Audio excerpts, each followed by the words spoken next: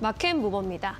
국내 증시 화장품 업종에 모처럼 활기가 돌고 있습니다. 화장품 섹터는 전통적으로 2분기가 성수기로 꼽히기도 하는데요. 자외선 차단제를 중심으로 계절적인 수요가 늘어나기 때문이죠. 미국에서는 한국산 선크림의 사재기 현상도 심화되고 있다고 하는데 화장품 섹터의 상승 요인들 먼저 짚어보도록 하겠습니다.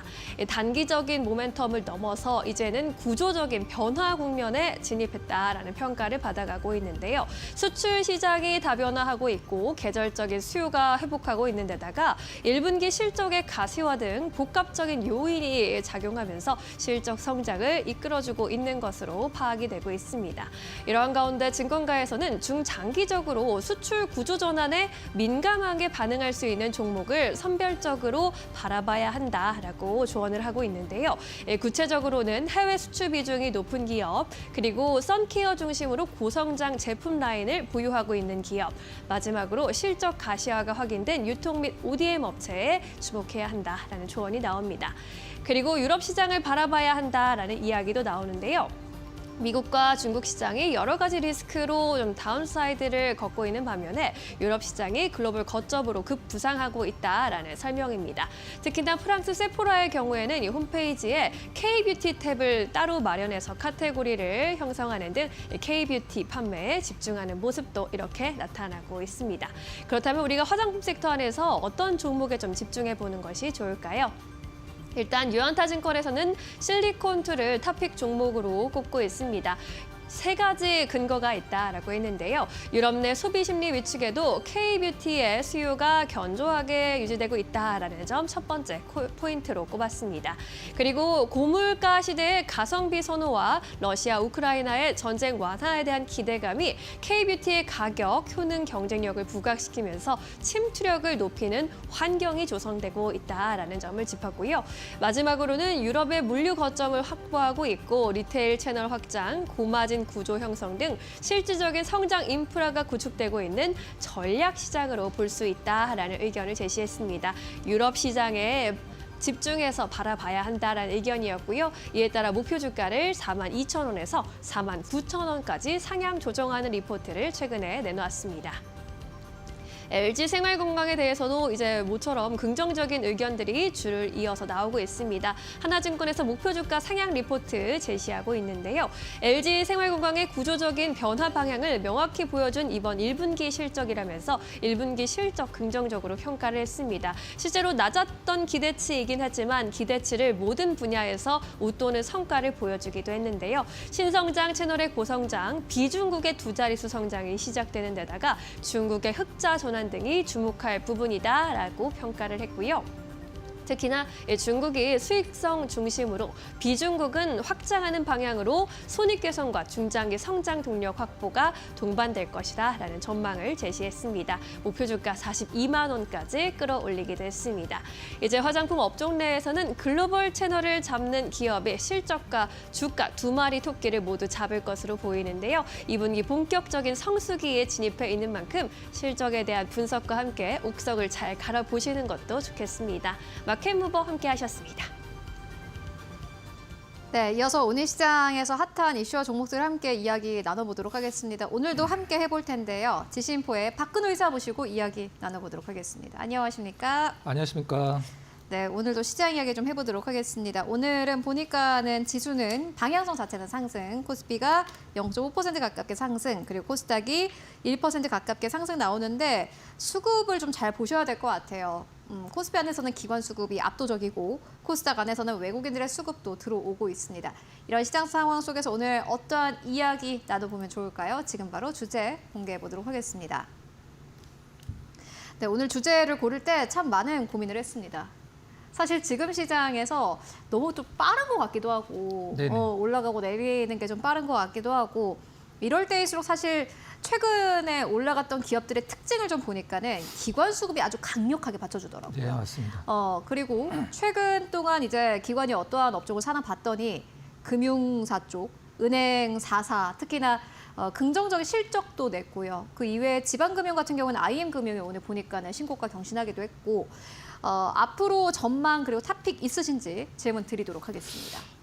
일단 지금 금융사들이 왜 이제 기관 수급 거기다가 이제 종목별로 외국인 수급까지 플러스 알파로 굉장히 강력하게 붙는지를 좀 알고 말씀 좀 드려야 될 것 같은데, 우리가 보통 뭐 은행주들 얘기를 할 때 뭐 금리가 올라가면은 사실 뭐 예대 마진이 좋아지면서 수익이 많이 난다가 이제 우리가 이제 교과서에서 배우는 그런 어떤 이론이긴 한데, 최근에 금리 인하 시기인 건 맞죠?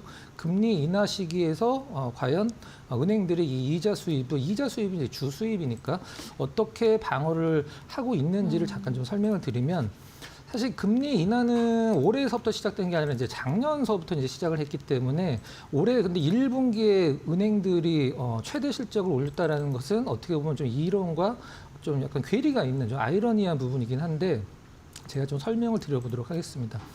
일단 금리를 인하를 하면 실질적으로 그 예금 금리도 내려가고 대출 금리도 내려가는 건 맞죠. 내려가는 건 맞는데, 예금 금리가 내려가는 속도보다 대출 금리가 내려가는 속도가 느리기 때문에 우리가 흔히 얘기하는 이 님이라고 표현하는 그 이자 예대 마진 폭이 굉장히 커지거든요. 그것 때문에 일단 1분기의 수익이 은행권에서 굉장히 좋았던 걸로 예상을 하고 있고, 그다음에 정부에서 좀 집값을 잡으려고 이제 그 대출에 대한 제한을 좀 많이 걸었어요. 규제를 많이 하면서 은행에서는 어떻게 대응을 하냐면 가상금리를 굉장히 크게 잡아갑니다. 이제 가상금리라는 것은 이제 똑같은 금리가 아니라 뭐 어떤 신용도에 따라서 아니면 담보물에 따라서 이제 플러스 알파로 붙는 게 이제 가상금리인데, 그 가상금리가 실질적으로 굉장히 큰 폭의 어떤 금융사들, 은행들의 이익 성장에 큰 도움이 됐다고 보시면 될 것 같고요. 가장 중요한 것은 또 뭐 이런 금융 지주사들 같은 경우는 은행만 있는 게 아니라 뭐 증권사, 뭐 캐피탈, 뭐 이런 것, 이런 계열사들이 많이 있기 때문에 그동안에 가장 문제치 됐던 이제 부동산 PF 관련돼서 우리가 보통 뭐 익스포저라고 보통 얘기를 하죠. 그 부분이 상당히 많이 줄어들고 있기 때문에 어떤 그 리스크에 대한 부분은 감소를 하고 그다음에 이익은 좀 늘었는데, 근데 지금 기준금리가 계속 더 내려간다라고 하면은 은행권의 어떤 예대 마진도 내려는 갑니다. 근데 작년까지 굉장히 방어를 잘 해줬던 은행채 금리도 지금 서서히 내려가고 있기 때문에 2분기, 3분기는 좀 약간 뭐 퀘스천 마크긴 합니다만, 아무튼 뭐 1분기 실적이 워낙 좋아서 시장에서 좀 관심을 많이 받고 있고, 아무래도 뭐 좋은 것도 좋은 거지만 수급이 워낙 좋기 때문에. 그러니까요. 이게 그렇죠. 아마 좀 주주환원 뭐 이런 것도 기대가 있는 것 같고, 배당에 대한 기대가 네, 좀 그렇죠. 있는 것 같고요. 맞습니다. 지금은 일단 뭐 시장 자체가 좀 약간 리스키하기 때문에 내가 큰 수익보다는 좀 작은 어떤 배당이나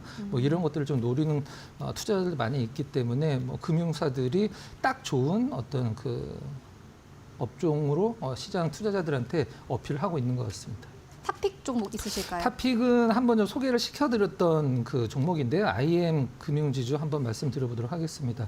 이제 과거 이제 DGB 금융에서 이제 사명을 바뀌었고, 이 IM 증권이 최근에는 굉장히 좀 흑자 전환을 해서 도움이 많이 되고 있는데, 과거에 그 하이투자증권이에요. 하이투자증권 전에 이제 CJ증권, 최근 증권사들이 사실 광고 연예인들 고용해서 광고를 그렇게 많이 하진 않는데, 최근에 이제 싸이 씨가 이제 IM 증권 광고를 굉장히 좀 약간 세게 하더라고요.